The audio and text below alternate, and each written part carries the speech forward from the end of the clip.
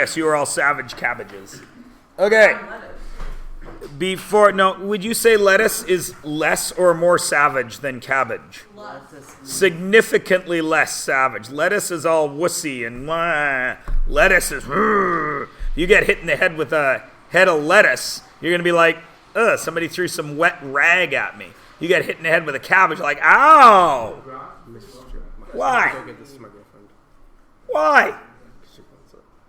And? She doesn't need a phone. Who's she going to phone? She can't use a phone in class. Sit down. You can blame me. She's right out there anyway, isn't she? She can hear me. I'm not quiet. She doesn't need a phone in class. It's class time. She should be in her class right now learning. Yeah, Sarah, go to class. There we go. All right. So, before I go any further, I need to make you aware of the fact that you already know what I'm speaking of here. And what I'm speaking of here has been stolen from math and taken to English class and planning class and socials class. But it's really a mathematical concept. And you know it as a Venn diagram. But in reality, it is set theory. What I mean by that is this. In a Venn diagram, you make a circle and you put a bunch of stuff in that circle. Then you make another circle and you put a bunch of stuff in that circle. And if any of the stuff is in the same in both circles, they go in the middle where they overlap. I'd already have drawn it, but my computer is frozen. There we go. You've seen that. Where over here, you put all of John Smith's characteristics, and over here you put all of Jane Smith's characteristics, and in the middle, if there's any characteristics that are both of them share, they're in this middle one. That is a set, that is a set, that is another set, which we call the intersection. Yeah? You've all seen it before a million times. We are going to use that now. So, we begin with defining these three words, and I will be using these words as always as the words they are, not some sort of weird code to make you remember it better. Because again, you should remember the word. A set, very simply, is any data you can count. Anything. Okay? Let me give you an example. In this room, we could make an infinite amount of sets based on the data available to us. For example, if I asked you how big is the set 1, which is people greater than 60 years old. Be smart here. None. The objective word there was be smart. None. Correct. There are no people in this room over 60, so therefore that would be a set. A set of 0. Okay? Now, set 2 in this room, set 2 is people greater than 20. How many people, how many pieces of data are in that set? 1. Me. And finally, set 3 would be people less than 20. And that is all of you guys. Got it? Easy peasy. You're all I can count you, therefore you are that, which is 2, 4, 6, 8, 10, 12, 14, 16, 18, 20, 23. Everybody good? Okay.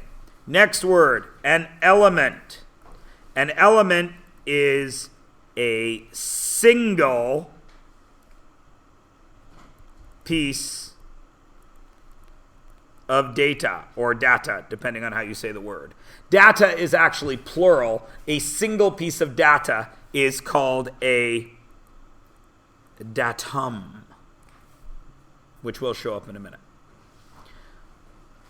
So an element is a single piece of that data. So set 2 has how many elements in it?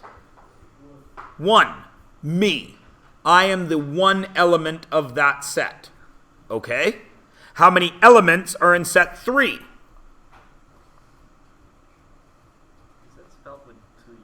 No, it's D-A-T-U-M. Datum. How many elements are in set 3? 23. Excellent. How many elements are in a 4th set, which is people in this room? 24, because that includes the elements of your set and the elements of my set. Does everybody understand?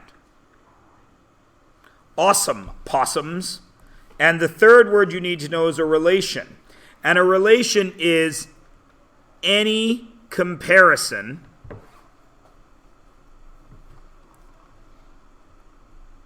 between elements in one set to elements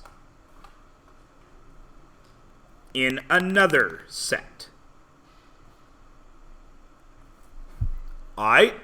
So, in this room, there's an infinite amount of sets we could make up, yes? I chose to go by age. So the 3 sets I said, people over 60, people over 20, people under 20. Could we apply those sets to Mr. DeVries' room next door?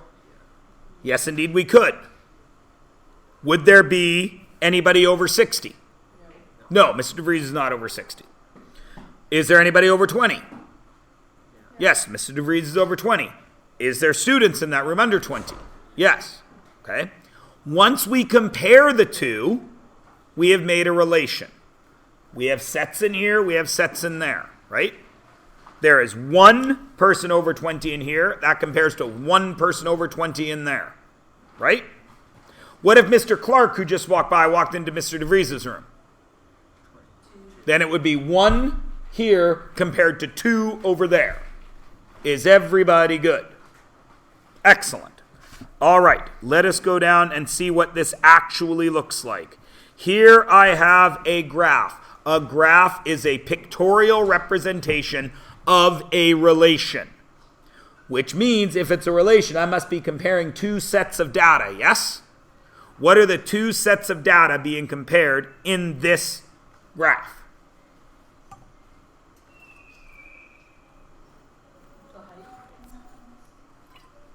Heights, and what's the other set of data?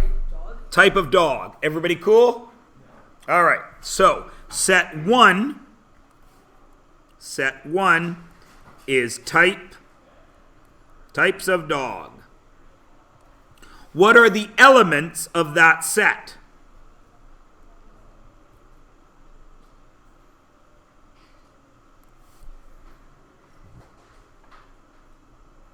The whole set is types of dog. What are the elements of it?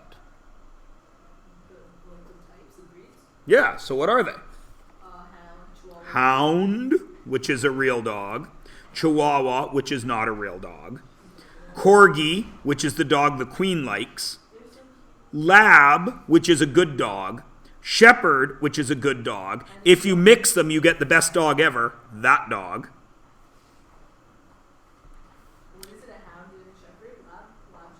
And my dog is a lab shepherd. And lastly, a Malamute, which is a giant husky. Everybody cool? That is set 1. What is set 2? Ash has already told us they are the heights. And what are the elements of the height?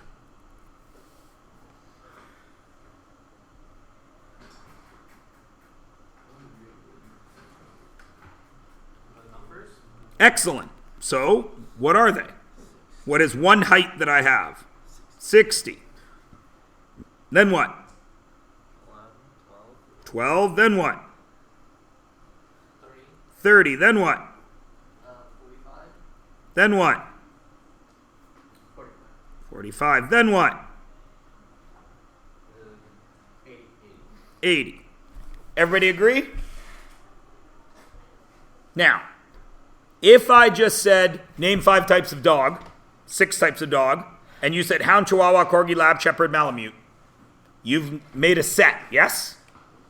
If I said, tell me 6 heights that dogs could have, and you went 60, 12, 30, 45, 45, and 80, you've made a set, yes? Have you made a relation yet? No, because you have not compared a specific dog to a specific height. Do you understand? Once I put it on the graph, we make a relation, because now I can say, how tall is a hound? 60 centimeters. What dog is 12 centimeters tall? A Chihuahua. Everybody understand?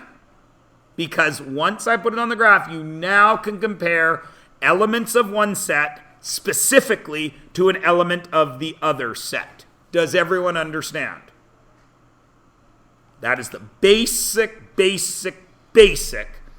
idea behind this whole lesson today. Do you all get it? I have some data and I'm comparing it to other data. By themselves, they mean nothing. Without the relation, because you don't know if I'm talking about whether or not I would kick the dog or not, do you? Of course, I would never kick a dog unless it was biting me. Then I would kick it into next week. But that's just me. Everybody cool? Okay, now, I am thinking of a dog. You tell me what dog I am thinking of. You're going to read my mind. Everybody ready? The dog I am thinking of is 80 centimeters tall. Oh, you're brilliant. You should take it on the road. Now I'm thinking of a height. The height of a dog that is called...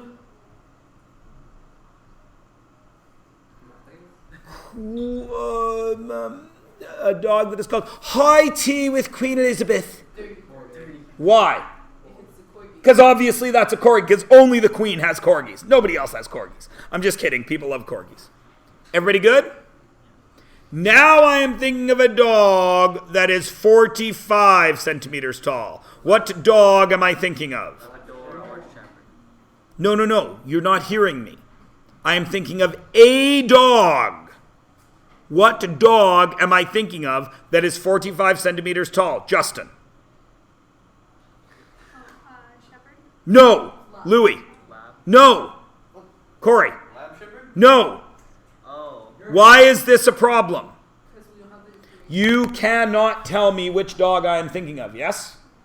Because when I tell you the name of the dog, you automatically know the height of the dog, don't you?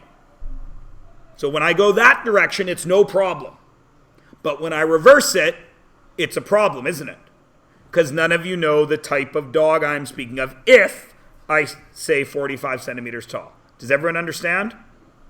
Which means there must be another word for what we are doing. Because we already know this is a relation, but it's not a perfect one because of this situation. Everybody with me? Now, what if I removed that one from the equation? Now you can tell me every dog I'm thinking of and every height I'm thinking of, yes? Yep. Easy peasy.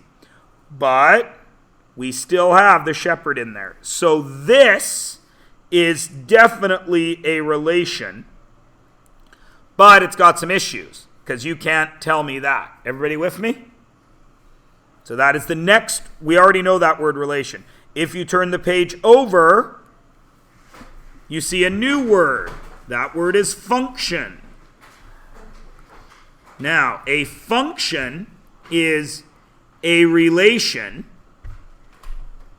So the dogs and the heights, they're okay, right? Because we know that's a relation. But a function is a relation in which an element of one set relates to only one element in the other set. That's all going to show up in a minute. So what that means is this. Right now, you don't need to write this down, I'm just going to show you. Right now, do I have a function or a relation? As I've written it right there. That's a relation because lab can go to 45 or 45 and shepherd can go to 45 or 45. Everybody with me? Go for Myers. I'm well, Mr. Sadu. How are you? There is. I will. Bye-bye. Mr. Liam Holloway, come on down. You're the next contestant for a chit chat with Mr. Sadu. Yay! $1. Anybody get what I'm doing there? Price is right. Okay. So this is a relation, yes? Because of this situation. What if I do this? Now what is it? A function. Because every dog relates to only one height. Does everybody understand? So, notice how I've left some space here? That is for this little shortcut to remind you. All functions are relations. But not all relations are functions. That's deep. Everybody with me? Now, all of this makes no sense until you try it for yourself. So, we're going to try it twice right here. Each month of the year relates to a number of days. How many sets do I have there? 2. What is set 1? Set 1 is month, right? What are the elements of that set?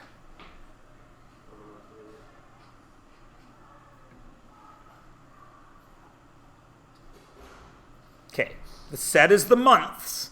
What are the elements, the single piece of information that make up that set? January. Yeah, all right. January, February, March, April, and so on. Agreed?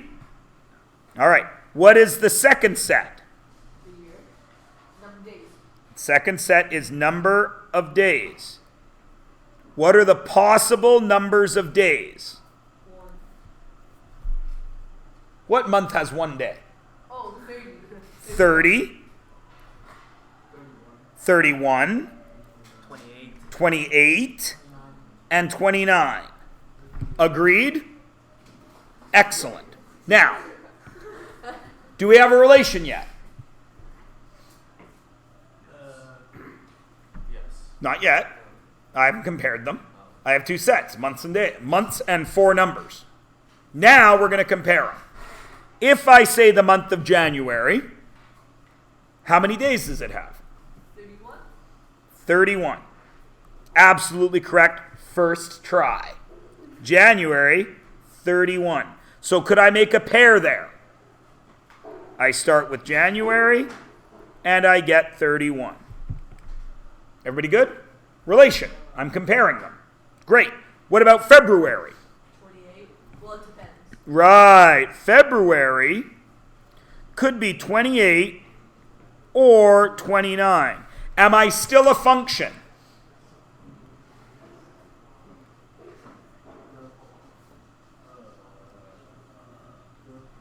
Why not? Because February could be 28 or 29. Right? Let's keep going. What happens when I go to March? 31. So that doubly ruins our function, doesn't it? Because now both January and March are 31. So what is this? A relation or a function? That is a relation. Does everybody get it? All right. Now, let's try number 2. What is set 1 in the second example? What is one of the categories of data that I have? Names on class list? I have names on a list, right? So set 1, that's not supposed to be pink. That looks orange. Set 1 is names. Everyone agree? What are some elements of that set? Corey Davis? Corey Davis. Now, you could make an argument there. He's got Corey Davis and Corey Davis. Everyone agree? All right. Another one? All your names. Agreed? That's data. I can count your names, yes? Okay. Then everyone's going to want to be cool. Everybody cool? You're all cool. It's North America. You're all cool. Because when everybody's super, nobody's super. To quote, No, please, no. I can't remember the name of the guy. What's the bad guy in Incredibles? Syndrome. Thank you. How do you know that? Because it's a great movie. Why wouldn't you know it? Incredibles is one of the greatest movies ever. I love that movie. But you didn't know who it was. Look at this. Yeah. Look at this. That means wisdom. No, it means old. What is set 2? It means no matter. What is set 2?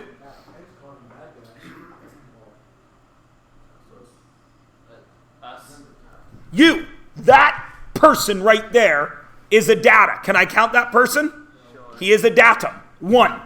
Yay. If I just walked into the room and I said, I didn't know any of you, I could say, okay, there's 23 of you in here, which must mean there's 23 names. Everybody with me? All right. So 2 is the actual people. Right? So, kid A, that tall kid right there. Perfect. Kid B, the kid I can't see because he's in camouflage. Oh, no. Everybody with me? Mr. Myers, this pencil is moving on its own. Now, is it a function or a relation? It's definitely a relation because every one of you has a name. Okay? Is it a function? Yes. If we go by first name, is it a function? Think of the room. Think. Talk to your neighbor if you need to. A function means every element in one set, there is one element in the other set that matches. Going by first name only, is this class a function? Yes.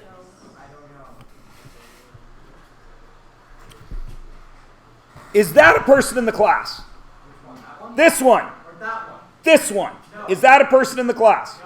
Does that person have a first name? No. What is it? Emma. Who's he pointing to? Doesn't matter. It doesn't matter. Everyone I point to has a first name. Yes? Or any of those first names the same? No. So is it a function or a relation? Function. Function. So Actually, technically, How are you confused? One thing in one set equals one thing in the other set. You are a person. You're a unique person. You have a first name. Ashiana. I can't say it right. Ashiana. You are the only Ashiana. So if I turn my back and I go, Ashiana, how many people will stand up? One. If I turn my back and say, person sitting in the front right side of the room, how many people will stand up?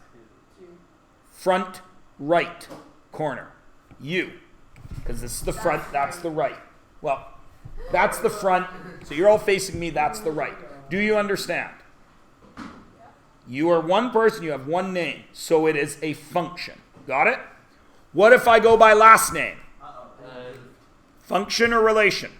actually, no. Leave it. Why is it a relation? because aren't these twins? 2 Holloways. We all know one. I'm thinking of a Holloway right now. Which one am I thinking of? In the office. You don't know, because there's 2 Holloways. Do you understand? So in this room, if I go by first name, function or relation?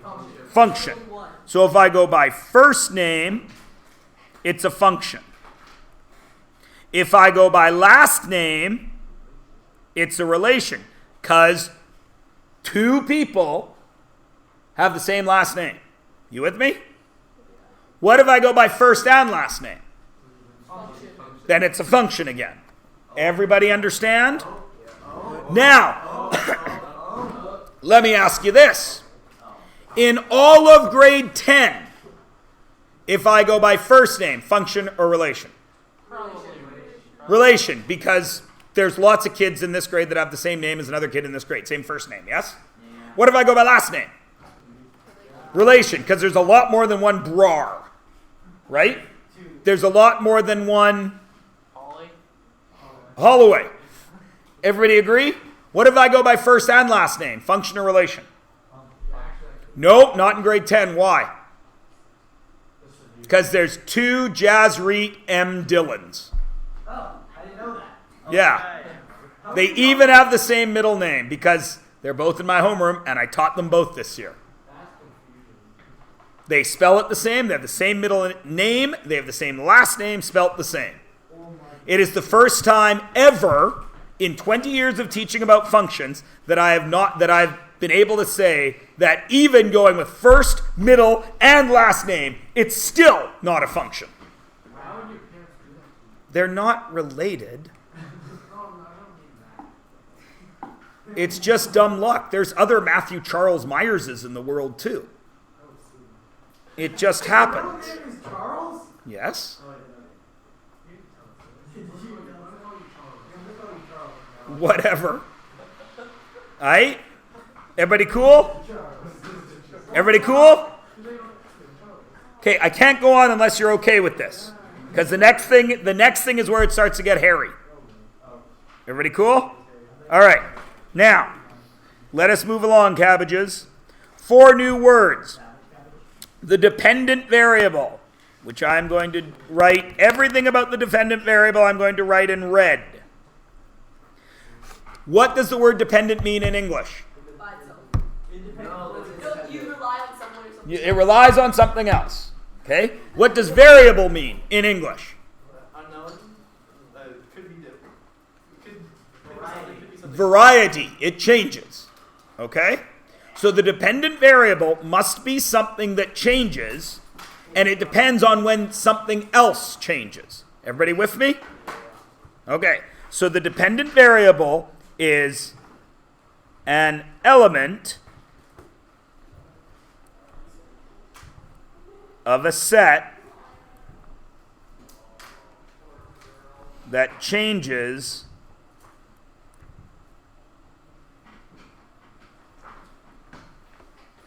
according to another set. Now, it hasn't crashed yet. It's all going to show up in a minute. Everybody cool? Everybody cool? Your dependent variable will not change unless you change something else. Duh, what's the thing you would have to change? Look at the next word. Independent variable. If I change my independent variable. Now, again, what does independent mean in English? That you can do by yourself. You don't need It's anyone. all by itself. Okay? Doesn't matter what happens, it's still there. Everybody with me? So the independent variable is an element of a set which stands alone. Everybody cool? Now, let's stop and think for a minute. We just did the name and person one, right? Right? There's 2 things that change with each set, yeah? Name changes depending on who I point to, and depending on who I point to, that person is different than the other person. Everybody with me? So there's 2 things changing, the names and the actual physical people. Everybody good? Which one of those is dependent? And I'm going to change it a little. If I was blindfolded, and you guys moved around, and I pointed at that desk, would there be a person there? Probably not. Assume you all have to go to a desk that is already occupied. Is everybody with me? So if I went like this, you guys shuffled around, and I went, that kid, is there a person there? You can do that, just be sure. Does everybody understand what I'm saying? Okay. Once I point and I say to that kid, say their name, they're going to tell me the name, right? the name that they tell me depends on what kid is sitting there. Do you understand? So the kid is the independent variable. The name depends upon which kid is sitting there. Do you follow me? Everybody with me?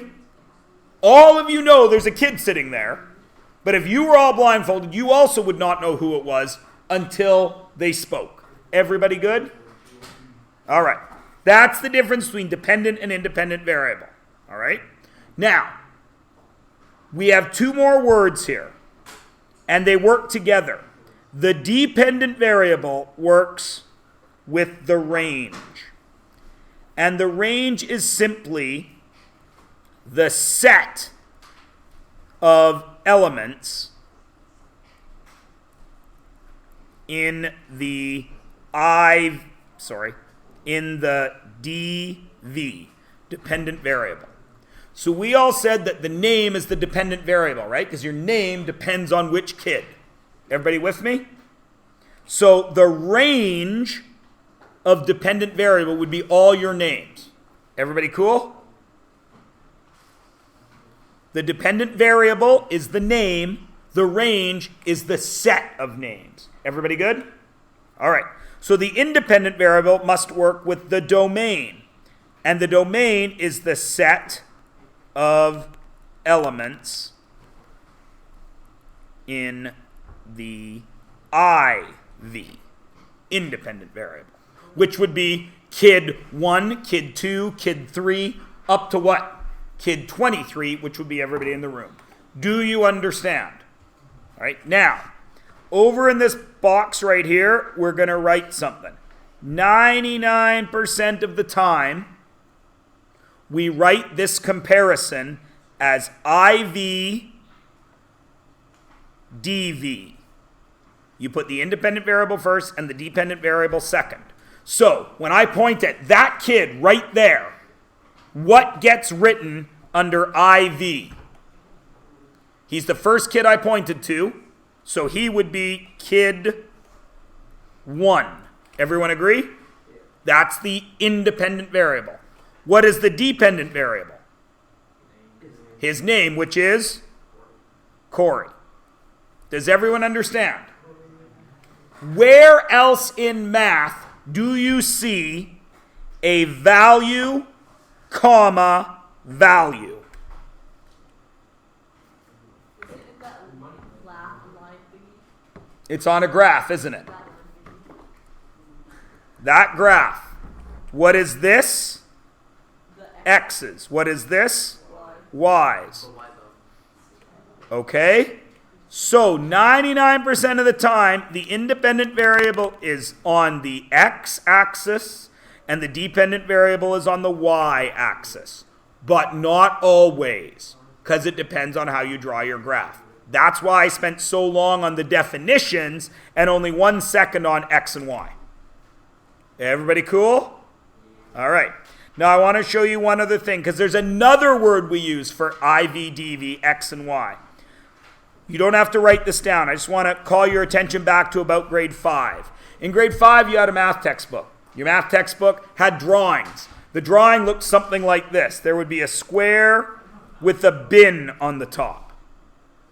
And then there would be an arrow with some kind of math operation. And then a different shape. And then an arrow with some kind of math operation. And then another shape, and then one of these. And the math drawing would show a number here, 12, dropping in there. And that would be called the input. And this is the function machine. And what would come out of it? If I input 12 and add 2, what do I get? 14. Then I divide by 2, what do I get? 7. So what's my output? 7 is my output. So my input was 12, my output was 7. Have you all seen that? The function machine? No matter what number I put in here, how many answers am I going to get? Is it going to be unique? will I be able to put any other number in there and get 7 for an output? No, I won't. It has to be 12. That's why we call this the function machine in grade 5, because it is a function, isn't it? No matter what I input, I get a different output. Everybody cool? So that's another thing to add to this list. IV, DV, XY, and input, output. So when I input, kid sitting in that desk, your output is Corey Davis, right? There's no other Corey Davises in here. If I put a different kid there, kid 2, that one, there, then the output will no longer be Corey Davis, it will be Manjot Bola. Everybody understand? Sweet. That means I'm doing a good job, unless you're lying to me. I didn't understand it until you did the input-output machine. I'm like, hey, I know that. Okay. Turn the page 144. You can see how old my notes are because this girl is getting paid under minimum wage for working at a pizza place. But that's okay. Work with your friend, work with your neighbor, or just think about it yourself. First thing to ask, what are the 2 sets that are changing? What are the 2 things that are being counted at Sandy's job at Flying Wedge Pizza?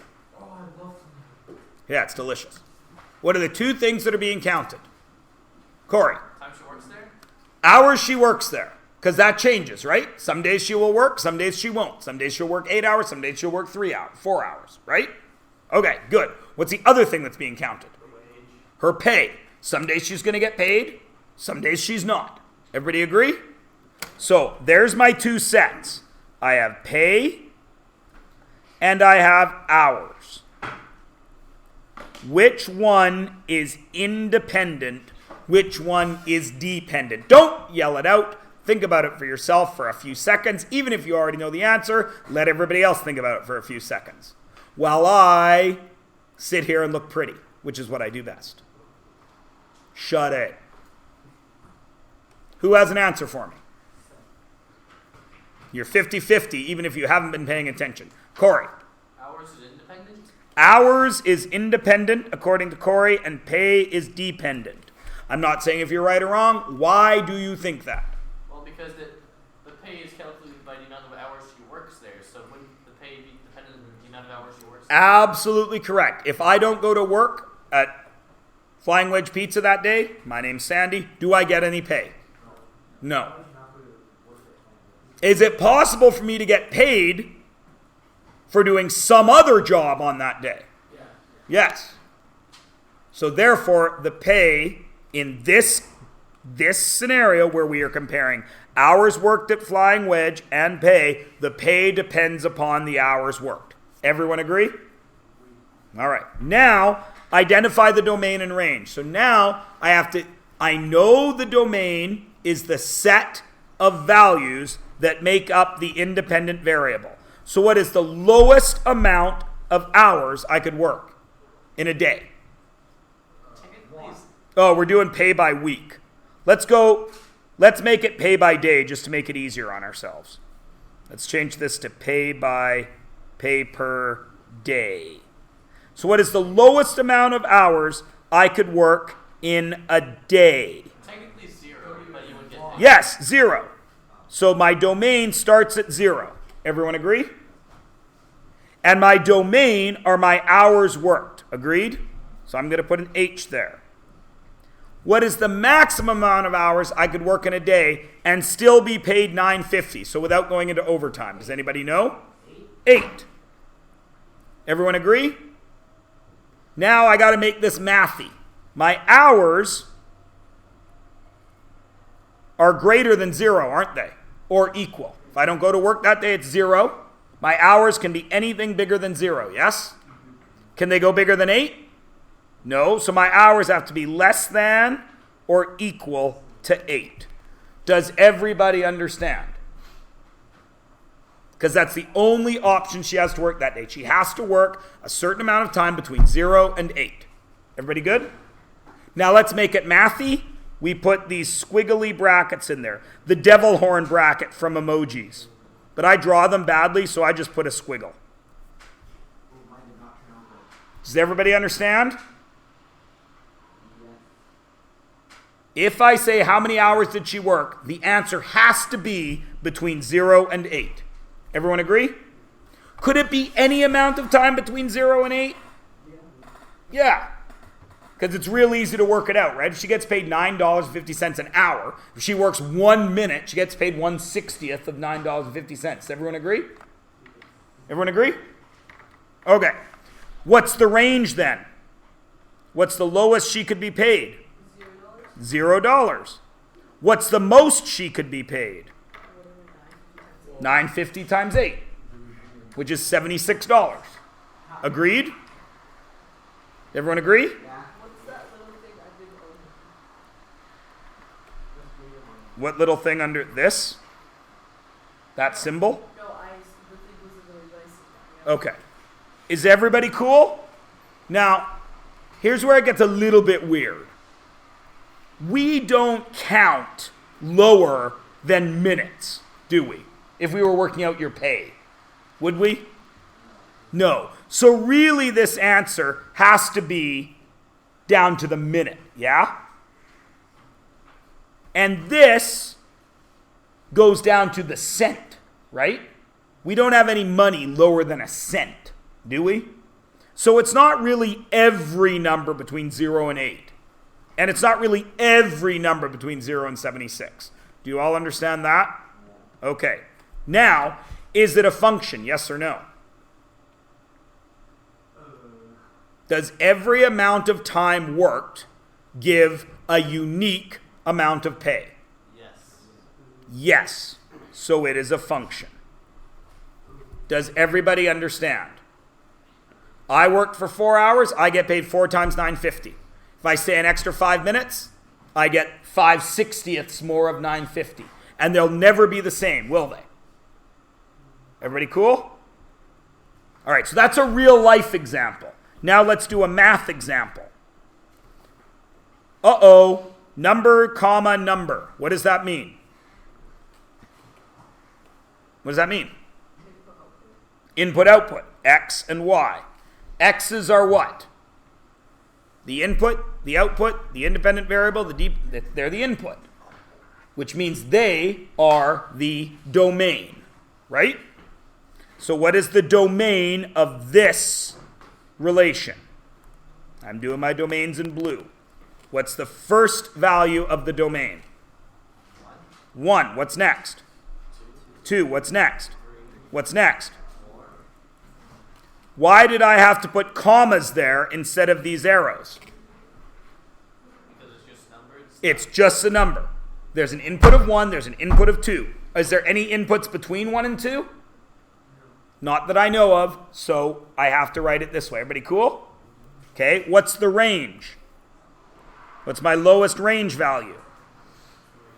3. 6, 9, 12. Okay. Function or not? Function. Why?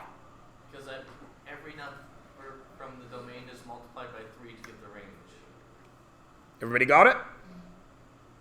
So no matter what I say for an input, 7, what's your output? 21. Is there any other way to get an output of 21 except using 7? No, because the output is 3 times the input. Is everybody good? Okay, look at the next one. What's the domain? It's a trick. What's the domain? 1, 0, -1. But there's 2 zeros there. They're the same value. The element is 0. Everybody with me? What's the range?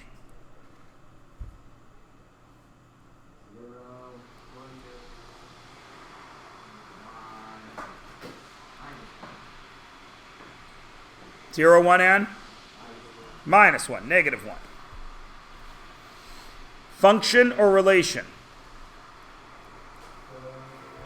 Relation. Why? Because I see 2 zeros in the range, and that can't happen in a function. When I input 1, I get 0, but when I input -1, I get 0. Is that unique? No. So that's a relation. Oh. Everybody with me? You guys do C.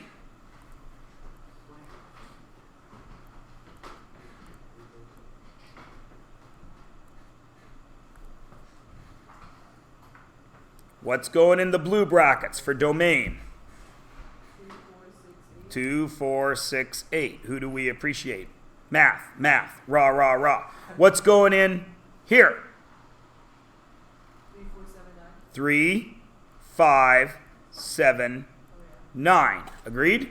Function or relation? Why? Because everything's unique. Soon as I do the input, the output is +1. No matter what I input, the output is always going to be 1 bigger. Everybody got it? Easy peasy when it's just numbers written, right? Okay. Look at D. How does that differ? It's a graph. What is graphs made up of? Numbers. Points. Right? The domain lives on what axis? X or Y? X. So on the x-axis, I need to find all my x's. Is there an x value there? What is it? -3. Is there an x value there? -2. Is there an x value there? No. What about there? Yep. So 0, there, 1, 2, and 3. Everyone agree? Okay. Now do it for the range. Notice I always start at the lowest value. What's the lowest range value? Where does range live? On the y-axis. So do I even care about the x's anymore? No. Only looking at the y's. What's the lowest y value? -3. -3. Is there one here? Yes. Yep. -2. Is there one here? -1. Is there one at 0? Yes. Yep. 0. Is there one at 1? Yep. 1. Is there one at 2? Yeah. Yep. And there's my domain and range from the graph. Everybody good? Function or relation? Relation. Why?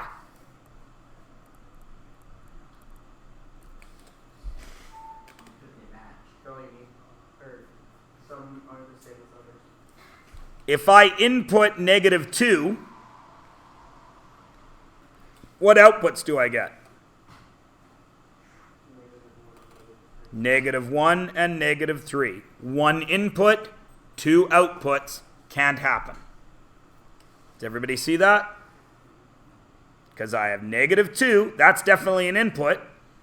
But I might be talking about this dot, or I might be talking about that dot. Everybody good? Okay, now, look. Because this is graphed, it makes it real easy, right? How many outputs are there from here? 1. How many outputs are there here? 1, 2. What about here? 1. What about here? 1. What about here? 1. What about here? 1. What did I just draw 5 of? 1, 2, 3, 4, 5, 6 of. I drew 6 vertical lines, didn't I, through the graph. Anytime that it hit 1, it was okay. What happened here? It hit 2. When you have a graph, it's real easy to tell if it's a function or not, because the line can only hit it once. Vertical line test. A vertical, and if you forget what vertical means, it's up and down. A vertical line hits the graph, because this only works on a graph, hits the graph once only. And I'll show you what I mean. There's a graph, yes? Everyone agree? It's got an x, it's got a y-axis. If I draw a vertical line, how many times does it hit that black line? once, no matter where I am. Agreed? Okay. Now I'm going to give you a second graph.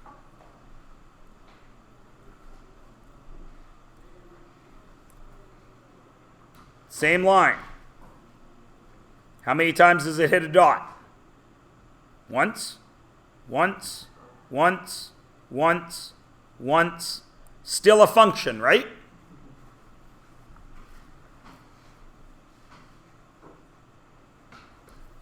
Now what's going to happen? Okay.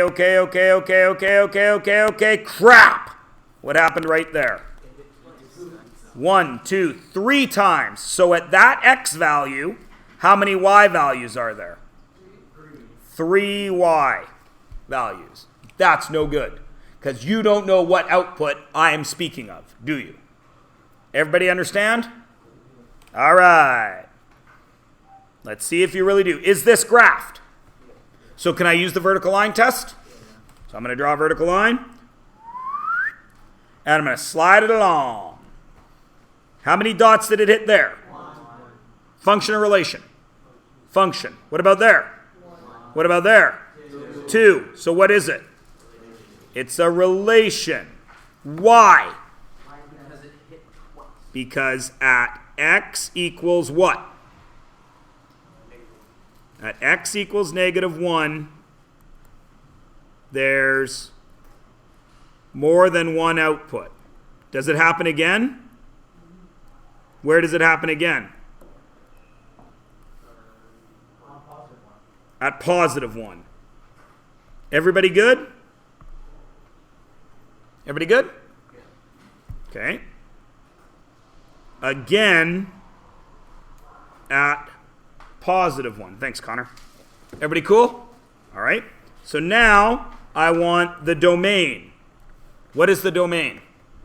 X's or Y's? X's. What are they? What's the lowest X? -3. What's next? What's next? Then what? Then what? Then what? Then what? 3. Is there any input here? No, because you can see there's no outputs.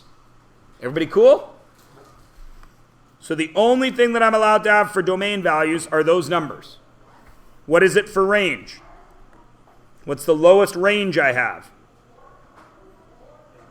-2. Then what? Then what? Then what? Then what? Then what? Please notice I have more domains than I have ranges, which must mean that one of those domain values hits more than one range value, which is another way to see if it's a function or not. Everybody good? All right. Take a breath, stop for a moment, have a small stretch, but I mean real small, because now, unless you're lying to me, what I'm about to show you will be instantly understood by all of you. But I've been teaching this for 20 years, and right here is where trouble starts. So everybody shake your sillies out a bit.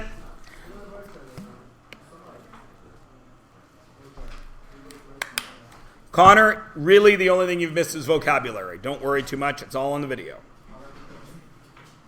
All right. Yeah, make it quick, Lena.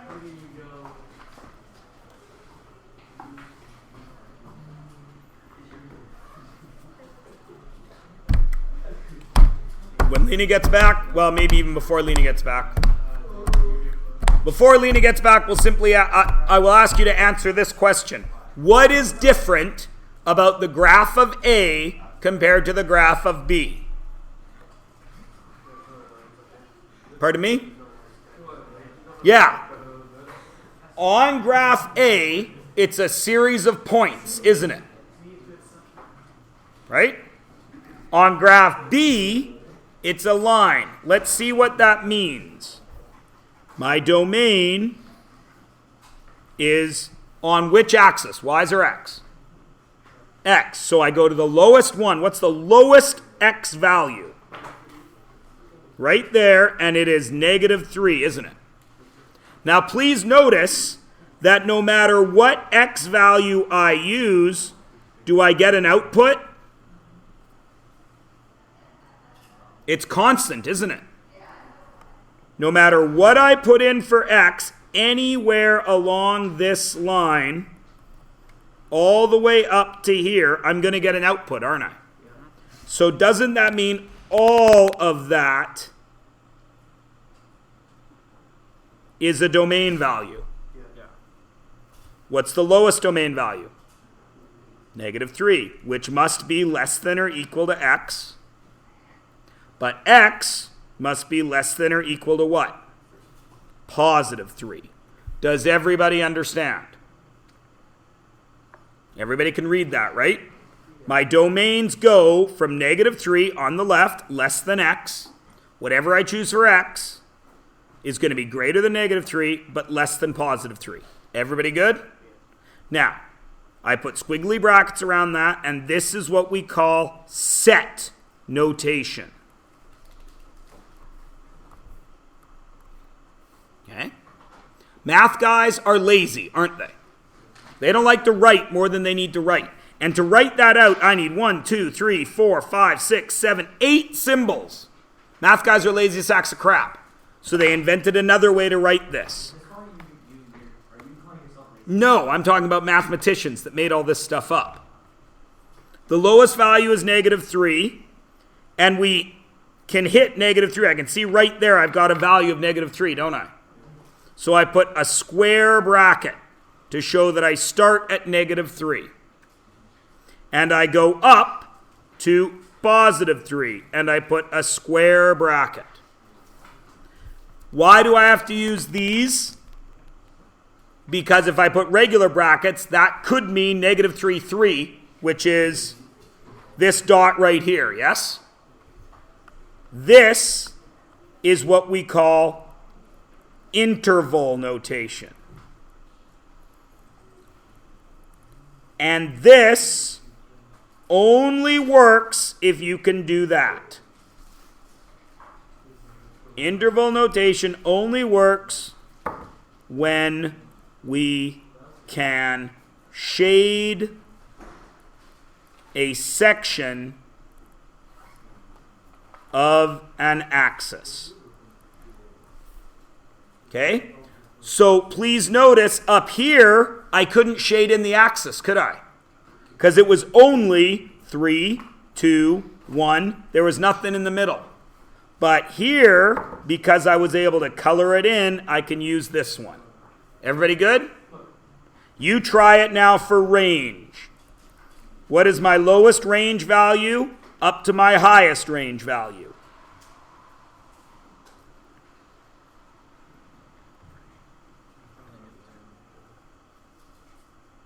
What's my lowest range value?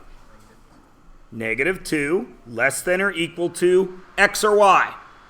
Y, which has to be less than or equal to what? 3, because I'm only caring about the y values. Was I able to shade in part of the axis? So does that mean I can use this? So it would be negative 2, comma 3. Is everybody good to there? Please notice I've added one new wrinkle with each graph, yes? We started out with dots, so we could only use set notation. Then we did shading, so we could use both. Everybody cool? Look at the third one. What's different? There's 2 separate lines, yes? What do I always say when you're confronted with something new? Apply what you already know. Could you tell me the domain of just this part? What's the lowest value? Look close. Negative 30. Right? Less than or equal to x. Less than, what do I go up to? Negative 10. Now, look closely at negative 10. What is different about the dot at negative 10? It's just a circle. Which means what? You have to remember 9th grade math to tell me what that means.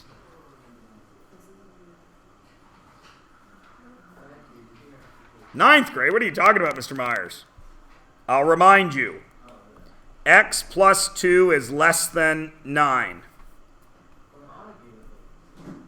X is less than 7. Draw it. There's 7. Every value less than 7 will make that true. Right? Is 6 plus 2 less than 9? Is 6.9 plus 2 less than 9? Yeah, because that would be 8.9, right? Is 7 plus 2 less than 9? No. So I can't include 7, can I? What if I do this? Is 7 plus 2 equal to 9? So I can include 7, so we color in the dot. Do you remember that from the 9th grade? So apply it to now. Is that an open or a closed dot? Open. So do I include 10? No. So can I put an equal sign there? No. Now, did I shade in part of the axis? So does that mean I can use the interval notation? So square bracket negative 30 up to negative 10, but I don't make negative 10. So what do you think I put there? No.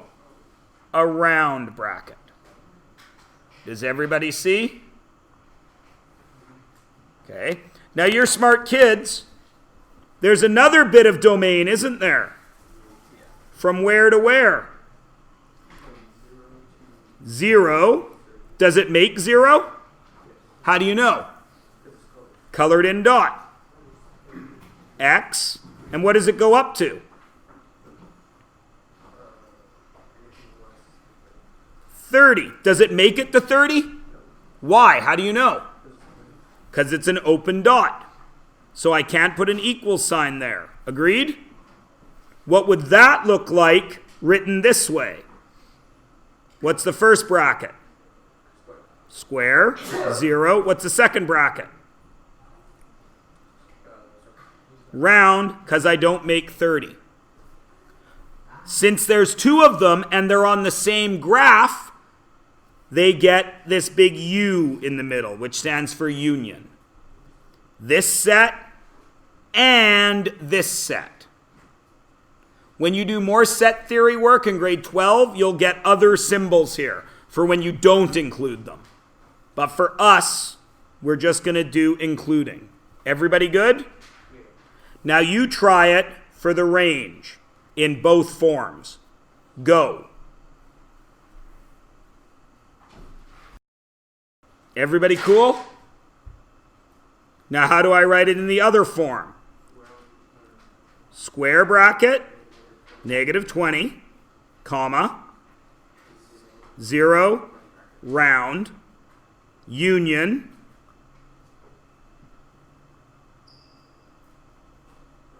round, 10, 30, square. Is everybody good? Everyone's good? And how do I know that works? Because I can shade in up to 0, and then I can start shading in again from 10 to 30. Is everybody cool? Okay. The last thing we're going to do is D, and you're going to have no homework for tonight. You're going to be able to relax. D puts everything together. So let's start with the domain. Where do domains live? On the x-axis. And I start at the lowest one I can find. What is the lowest one I can find? Negative 6. Do I make it to negative 6? No. So is it a less than or a less than equal to? Less than. X. What does it get up to? Well, it starts again right there. So what does it go up to? Positive 6. Does it make it to positive 6? So it's less than or equal to 6. How do I write that as an interval? Can I write it as an interval? Yes or no? Yes, because I've shaded in the axis. So it goes from -6, which wasn't included, to +6, which was. Everyone agree? Okay, now we got to look at the range. Where are the ranges? On the y-axis. Any y's anywhere below 3? No. Any y's between 3 and 6? Nope. Any y's between 6 and 9? Nope. So can I do this for the range? No. What's my range? 3, 6, 9. Because I only have dots. Does everyone get it? Can I even do interval notation for the range? I can't do it because I didn't shade it in at all. Is everybody with me? The only values allowed for y are 3, 6, and 9. There is no interval. There is no interval of the y-axis. It's only 3, 6, and 9. Everybody good? Last question, and then you get to relax. This one is the only one I care about because this is the tricky one. Function, yes or no? It's a graph, so can we check it with a vertical line? Let's do it. There's my vertical line, yes? Let's do it. Oh, it hits the line. How many times? Once. What about there? Why is it only once? 1 point shaded. That value isn't really there. The second I leave -3 and get to -2.999999999999999999999999999999999999999999999999999999999999999999999999999999999999999999999999999999999999999999999999999999999999999 Everybody understand? At -3, my output is +3. But at 1 bajillionth of a millimeter past, what's my output? 6. Up to, but not including, -3. Does everybody understand? What if that was colored? Then it's not a function. Do my domain and range change? Yes or no? No. Because it's still only 3, 6, and 9. And it's still -6 to +6. Everybody with me? All right. It is 2:17. You have like 10 minutes left. You guys sat very well. You listened. Almost everybody participated. And it's kind of a dry class. So you get the rest of the day off. We will go over your tests tomorrow. You want to, yeah? Why am I so tired? Oh, I never finished. Function, yes. Because of that dot is not there.